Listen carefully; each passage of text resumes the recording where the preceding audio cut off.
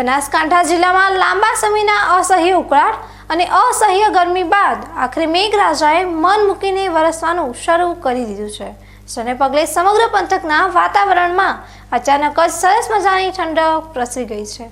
બનાસકાંઠાના દાંતીવાડા, ધાનેરા અને ડીસા સહિતના અનેક વિસ્તારોમાં લાંબા સમયની પ્રતીક્ષા પછી વરસાદનું ધમાકેદાર આગમન થયું છે। મોડી રાત્રિના સમયે દાંતીવાડા અને પાંથાવાડા સહિતના આજુબાજુના તમામ ગ્રામીણ વિસ્તારોમાં વીજળીના કડાકા સાથે ધોધમાર વરસાદ વરસતા સ્થાનિક નગરજનોમાં ખુશીનો માહોલ જોવા મળી રહ્યો છે।